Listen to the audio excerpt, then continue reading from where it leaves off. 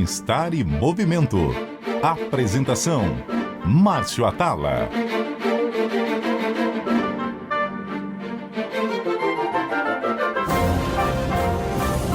Olá, ouvintes da CBN. Hoje o Bem-Estar e Movimento vai falar sobre alimentação. Um terreno fértil para mitos, algumas verdades, claro, dietas milagrosas, promessas incríveis.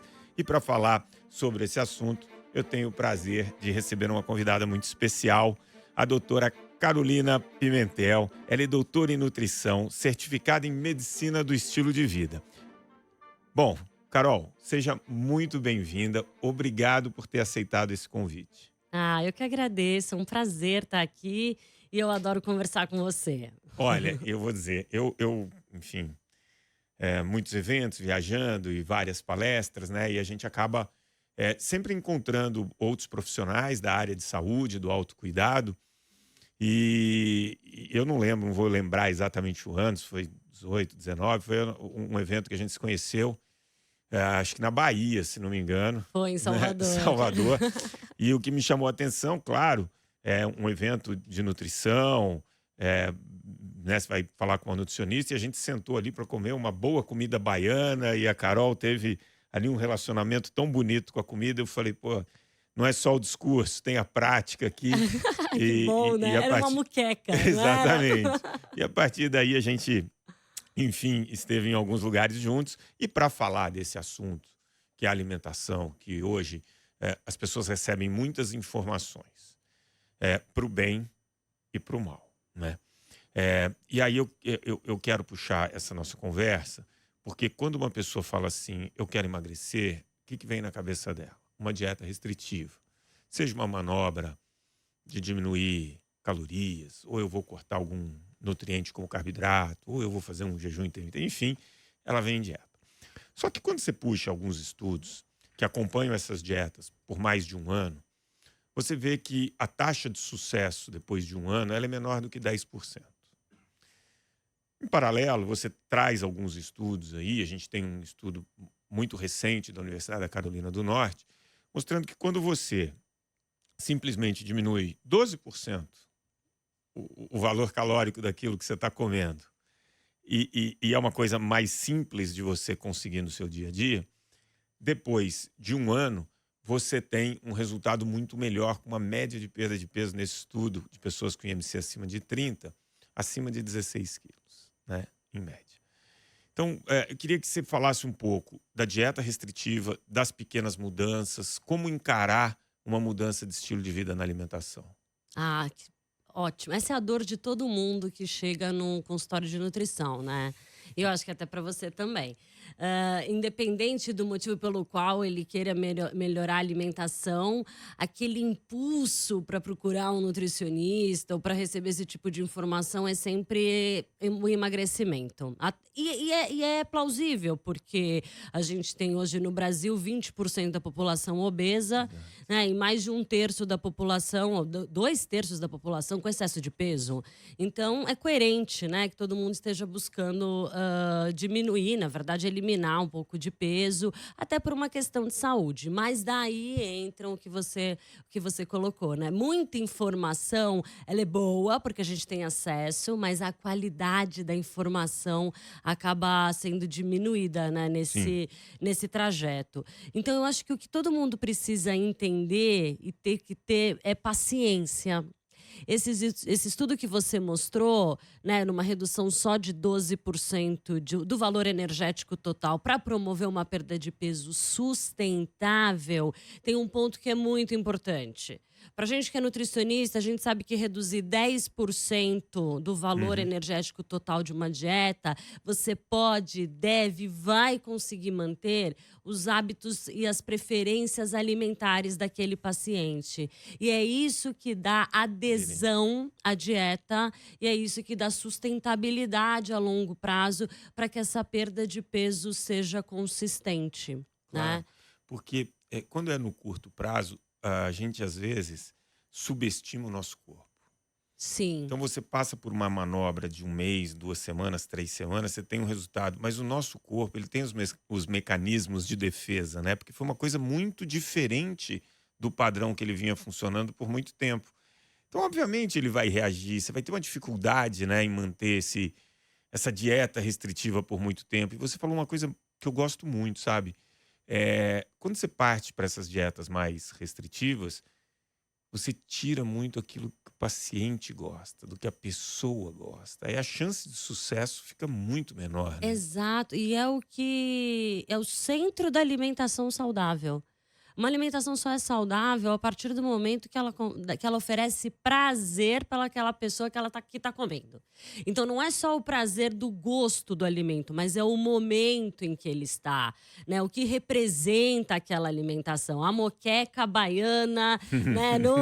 Numa reunião em Salvador. Isso tem um resgate cultural incrível, tem muita história ali, né? Então a gente não se alimenta só de nutrientes, a gente se alimenta de uma matriz alimentar que vem carregada de histórias gastronômicas, culturais, familiares, emocionais. Sim. E quando a gente restringe isso, Márcio, a gente não está subestimando só o nosso corpo.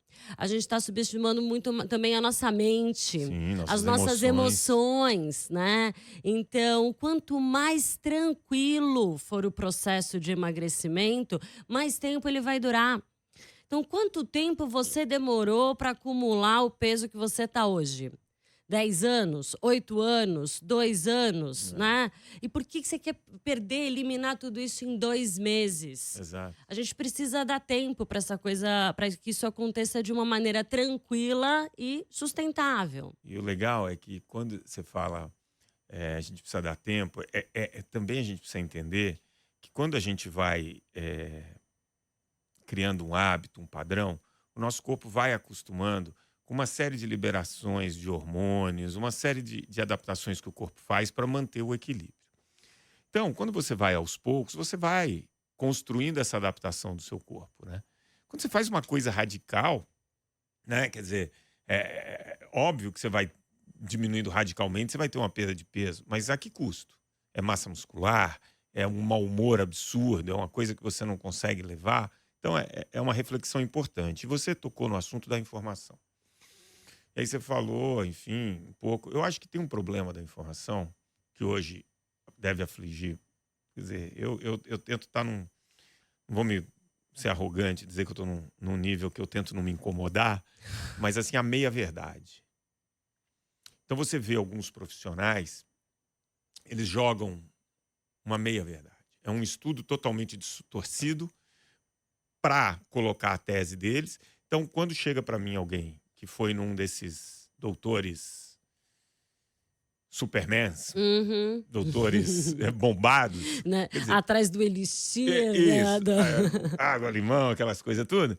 E acredita, quer dizer, a pessoa que vai num cara assim, obviamente, inconscientemente, no mínimo, ela está esperando a pílula mágica. Ela está esperando receber algum produtinho que vai fazer 80% do serviço e vai deixar com um corpo que não é atingível com o estilo de vida normal. O quanto esse tipo de meia-verdade divulgada por profissionais da saúde atrapalha o trabalho quando a gente tenta conscientizar por meio de uma mudança de estilo de vida consistente? Atrapalha bastante, inclusive em quase metade da consulta. A meia-verdade... Você tem que ficar Eu explicando. fico quase metade da consulta explicando meias-verdades, né? Tentando levar esse tipo de informação, mostrando como que o nosso corpo de fato funciona, né? Que não existe nenhuma pílula milagrosa mesmo, que o que existe é constância, né? É hoje, amanhã, depois também. Por isso que tem que ser um pouquinho de cada dia, porque aí isso se torna constante, né? E que não existe nenhum alimento, nenhuma água, nada que por si só seja responsável por curar, tratar, prevenir, emagrecer, por nada. Isso não existe. O que a ciência mostra hoje com muita clareza e robustez é que, em termos da nutrição, o que importa é um padrão alimentar. E quando eu falo de padrão alimentar, eu estou preocupada com aquilo com que maior compõe a dieta dessa pessoa. E não se ele vai comer um brigadeiro outro dia, ou uma água com limão morna, quente, gelada, né, fervendo, não, por favor.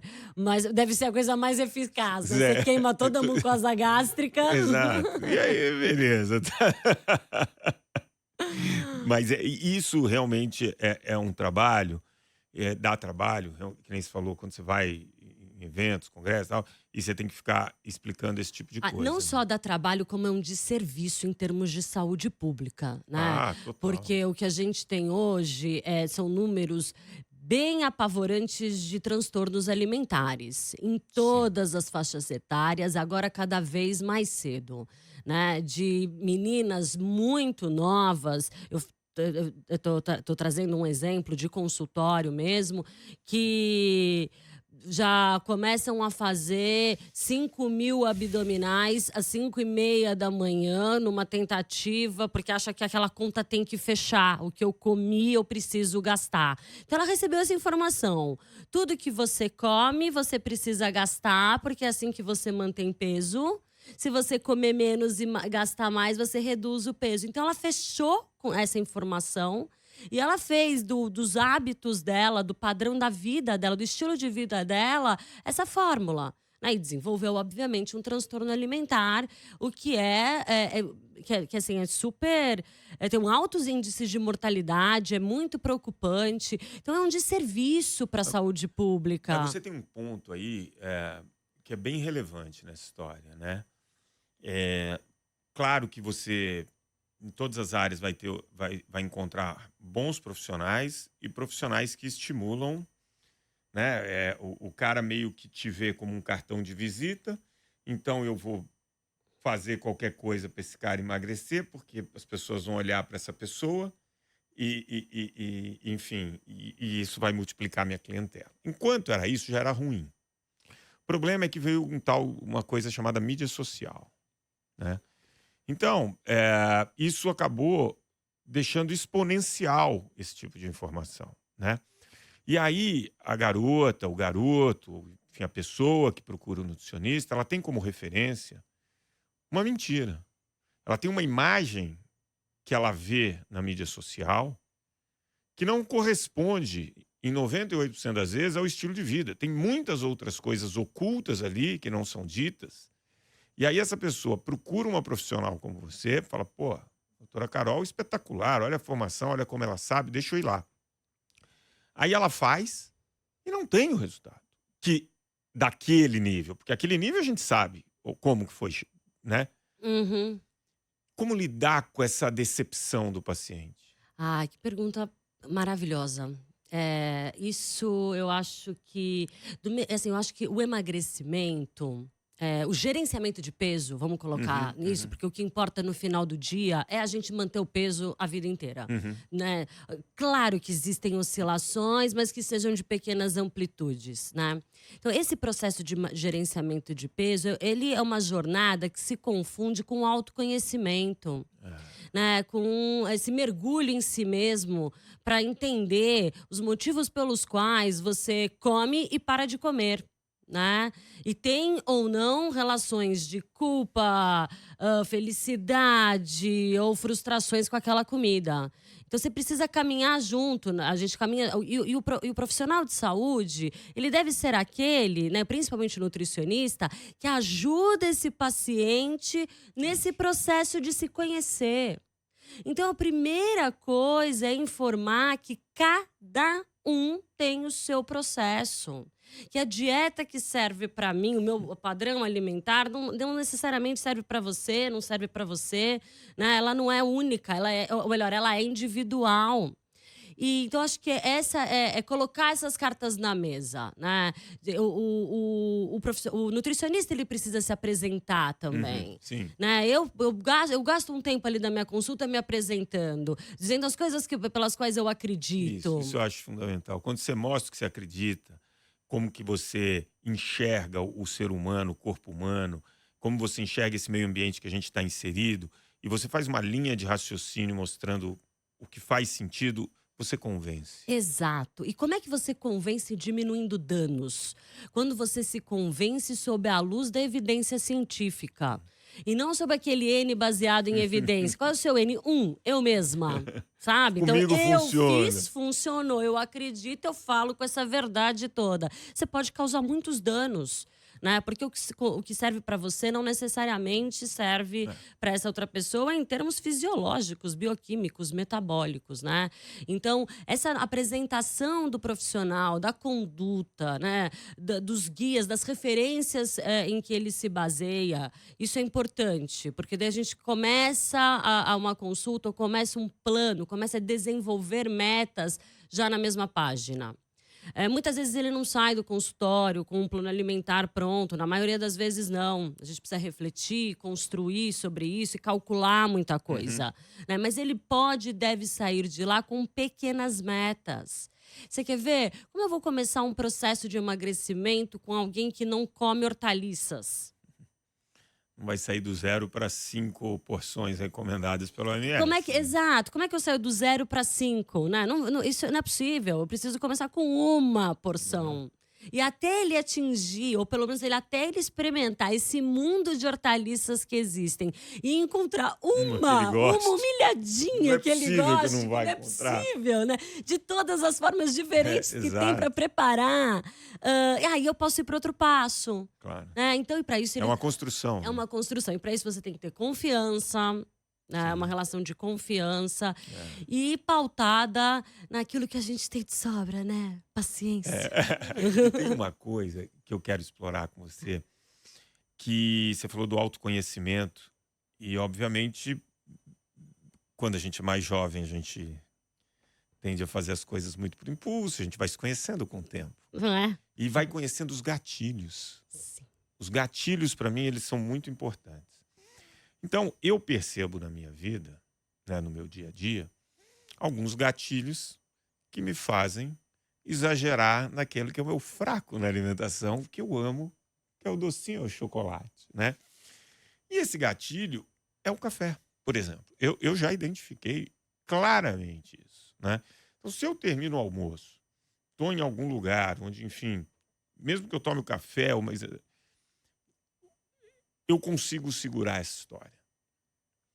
Quando eu estou na minha clínica, na minha sala, que eu almoço a maior parte dos dias, que eu tenho a cafeteira e muito chocolatinho disponível... Acesso. É o acesso, é o gatilho. Então eu falo, poxa, se eu estou num processo que eu quero ali controlar um pouco, eu vou lá e bloqueio o gatilho. Isso faz muito parte do conhecimento que você estava falando, né? Porque mudar comportamento é justamente isso. Quem são os seus facilitadores, quem são os seus sabotadores e como eu vou lidar, né? Quais os mecanismos que eu vou lidar com isso para promover ali um desfecho que eu quero naquele momento, né? E assim... E sempre o diário, né, em termos de nutrição, o diário da alimentação ajuda muito nesse processo. Porque você vai lá e vai comer, né? Identificar, né? Todo dia vai aparecer lá o seu chocolatinho pós-café. Então a gente vai identificar que o café pode levar a isso. Mas por que será que tem dias que você come aquele chocolate durante o café e fica super ok? Ai, tava com vontade. Por que tem dias que você fala, eu comi esse chocolate... Hoje eu nem tava tão afim. Nem era pra hoje isso... Total. E ter flexibilidade, claro. Obviamente. Lembra, a vida é cheia de altos, baixos, durante o dia, durante um recorte de tempo. O importante é não ter aquela amplitude toda, né? Eu com esse meu conhecimento, e o que vale para mim não vale para os outros, eu consigo comprar chocolate, que eu gosto, que me faz muito bem, muito pequenos. Então é uma caixinha com muito pequenos chocolates. Então, eu sei que é porcionado. Exato, entendeu? Perfeito. E aí, isso me ajuda enfim, a manter o padrão. Essa tua estratégia serve sim para todo mundo. Sabe por quê? Porque ela é baseada em planejamento. Então, o planejamento, isso vale para todo mundo. Não tem como a gente não cair, né, numa sabotagem se a gente não se planejou, se eu não sei onde eu vou almoçar, onde eu vou jantar, se eu sei que, ou melhor, se eu sei que eu vou ficar na rua o tempo todo e não me planejo para levar alguma coisa para eu comer no horário que eu tiver fome. Você falou duas coisas muito importantes: planejamento e disponibilidade, né? Ah, eu não como fruta. Você se planejou para ter uma fruta fácil acesso? Entendeu? Você tá com ela disponível onde você tá? Então, isso é uma Exato. coisa que eu procuro muito ter acesso, né? O que eu vou fazer no meu dia, qual a disponibilidade que eu vou ter. E são coisas muito importantes na alimentação. E quando a gente fala de alimentação, a gente fala muito de mitos e verdades. E aí eu recebi ali do pessoal que participa muito diariamente da CBN, muitas perguntas. Eu falei, eu vou aproveitar a Carol aqui e vou começar lá. A primeira é: leite faz mal, os leites de caixinha são cheios de hormônio e conservantes. Mito ou verdade? Ah, um super mito. Leite não faz mal. Obviamente, estou falando para uma pessoa saudável, sem nenhuma Sem restrição tolerância, sem específica, sem restrição. intolerância, sem Uhum. nada, o leite não faz mal. Pelo contrário, com moderação, né? A gente tem aí a porção de 1, 2 porções de leite, iogurte ou queijos diariamente. São importantes para a gente atingir a necessidade de cálcio, atingir a necessidade de proteína. E também a maioria agora tem fortificação de vitamina D, o que é Sim. bem interessante, né? Agora, para aqueles que tomam leite e gostam de tomar leite, é isso que a gente falou. Alimentação saudável é prazerosa. Uhum. Né? Então não tem E não nada de que são com leite faz mal, não tem hormônios. nada de hormônio. Tem uma legislação específica para isso, né? Então a gente tem o mapa que assegura aí toda a qualidade dos leites que são produzidos no Brasil, a Anvisa que assegura a qualidade dos leites quando se transformam em bebidas lácteas, por exemplo, e o conservante também, isso é sempre observar no rótulo. Mas no caso da caixinha, aquilo é um vaso asséptico, né? Não tem necessidade Não é porque é de caixinha que que tem tem. conservante. A caixinha é uma embalagem. Exato. E a forma de colocar na caixinha, o processo, vamos dizer assim, técnico, é que faz com que dure mais do que, de repente. Exato, Ah, é o que eles chamam de invase asséptico, né? Então esse leite é envasado numa alta temperatura, sem contato nenhum com o ambiente. E uhum. aí, e na ausência do oxigênio também, e isso que preserva por mais tempo as características e a segurança. Falando em hormônio, muito se fala do hormônio do frango, que o frango é cheio de hormônio. Isso é mito ou verdade? Ai, esse assunto eu não. Assim, de novo, né? Eu vou usar o mesmo raciocínio que eu tô Aham. usando pro leite. Não é permitido hormônios na alimentação humana, né? Então, quando você tem selos de inspeção daquele alimento, a gente confia que é um Claro. alimento seguro, isento de hormônios, de tudo isso para nossa alimentação. Aí tem a história que o que engorda é o carboidrato, que a proteína. É sério, essa risada respondeu tudo à audiência. Carbofóbicos. Tipo, gordura e proteína não, o carboidrato é o vilão. E eu vejo muita gente, por exemplo, que depois das 6 da tarde se olhou pro carboidrato, acha que engorda. Pode ser carbofobia, né? Exato.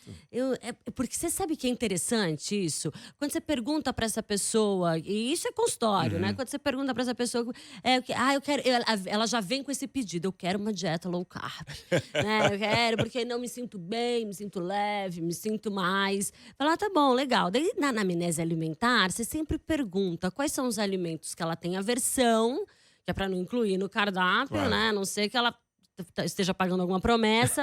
E quais os alimentos que são da sua preferência alimentar. E essa pessoa que quer low carb, quando você pergunta quais os alimentos da sua preferência, ela, macarrão, pão, Pãozinho. batata. Eu falei, então, assim, por que não pode ter um meio do caminho? Exato. Uma alimentação saudável contém de 60% a 55% de carboidrato, por exemplo.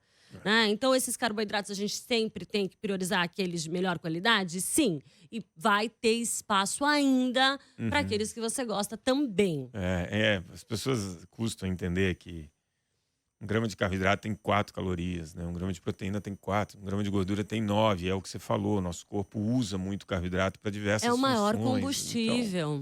Mas enfim, bom que você falou e gostei do sorriso. Agora, é importante combinar o carboidrato, né, com outras Claro. fontes, porque é isso que dá mais saciedade também. Exato, e aí vem o próximo. Proteína é ótimo para ganho de massa muscular. Quanto mais, melhor. Proteína é ótimo para ganho de massa muscular, Sim, é uma Aham. verdade. Quanto mais melhor, é um super mito, né? Porque o que é importante aí da proteína é a dose.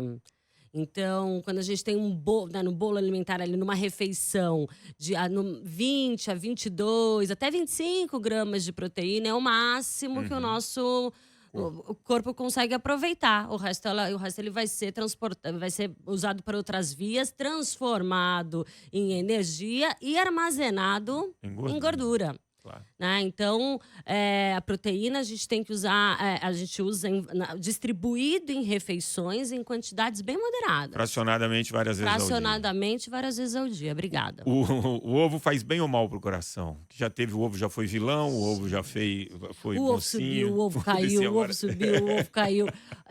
O último Consenso Brasileiro de Cardiologia, agora de 2021, colocou um ovo por dia sem nenhum efeito deletério para doença cardiovascular. Revisou todas as meta-análises, ensaios clínicos referente a ovos, consumo de ovos e doença cardiovascular, consumo de ovos e diabetes do tipo 2, e não encontrou nenhuma relação de causalidade, ou seja, como ovos logo têm esses tipos de doença. Então manteve aí o que a gente tem numa alimentação saudável, um ovo por dia. Tá. Claro que comer de 3 em 3 horas ou comer só as grandes refeições, isso é muito individual. Mas a dúvida aqui é, comer de 3 em 3 horas acelera o metabolismo? Isso é uma verdade que virou mito, né? A gente tinha muito dessa explicação. Hoje a gente entende melhor que o tempo, na verdade, das refeições tem pouca. Não é que tem pouca influência, mas não é isso que é a única variável que vai influenciar no seu ganho ou na perda de peso. É muito mais importante que você faça refeições em horários condizentes ao seu estilo de vida. Do que isso ser uma coisa totalmente regra, fora, uma regra que você não consiga levar ali. Tá. Essa aqui, ela é... Vamos lá. Lembrando que o programa aqui, eu gosto de trazer pessoas bem melhores do que eu para responder. Então já vi que a pergunta vai me deixar numa situação péssima. Eu tenho minha opinião e ela não é importante aqui. O jejum intermitente, ele veio, né? E ele sempre, hoje, você tenta ancorar numa história bonitinha para convencer as pessoas. E a história bonitinha é que o jejum intermitente, ele renova as células do corpo, ele desintoxica e ainda te produz novos neurônios. Mito ou verdade? Mito. Assim, também, de novo, a gente viu, revendo as últimas evidências científicas, meta-análise. Eu acho essas duas últimas meta-análises que, para quem não sabe, meta-análise é quando reúne todos esses estudos e aí faz uma conclusão baseada em estudos controlados, sérios, onde a gente pode medir evidência, né? Não é aquele eu fiz e para mim fez super bem, para o meu amigo também. Não. São em ambientes controlados. Pesquisa científica. Então, revendo todos esses dados, eles não encontraram evidência para manejo clínico, ou seja, não é isso que também faz diferença num processo de emagrecimento. Tem pessoas que respondem bem, tem pessoas que respondem de maneira indiferente. Então, não tem diferença clinicamente em termos científicos. Agora, é interessante haver, inclusive, o apego dos pesquisadores quando escrevem sobre isso. Porque eles escrevem, não tem diferença estatisticamente significante, mas, poxa, mais estudos são necessários. Vamos tentar. Tem uma torcida. Tem uma torcida. Né? Porque quem adota, né, esse tipo de estratégia e se dá bem com isso, de fato refere bons resultados e correções metabólicas, né? Então tem uma torcida. Tem uma torcida. Mas cientificamente é um mito. Pão é veneno? Não. Boa. Suco verde faz milagre? Não. Não? Última, antes do nosso... Depende para quem você vai oferecer. Entendi. Todas as gorduras fazem mal? Não, também. São diferentes, São né? Você... totalmente diferentes. A gordura que faz mal é a gordura trans, e essa faz mal, muito, muito mal. Devemos evitá-la a qualquer custo. Que estão em produtos de panificação, era aquele que tinha gordura hidrogenada. Até a indústria está se reinventando para não ter mais. A gordura saturada, a gente pode consumir, mas bem pouquinho, que tem produtos de alimentos de origem animal. Né? Então, tudo que é animal é com mais moderação mesmo. E aquela que é boa são as poli e monoinsaturadas, que estão nos óleos, nas nozes, nas castanhas, nas amêndoas, né? No abacate, no azeite. E essa gordura é muito boa. Que bom. A gente podia ficar horas com esse assunto e a gente vai ter que voltar. A gente tem o último quadro. 3 dicas para levar para casa.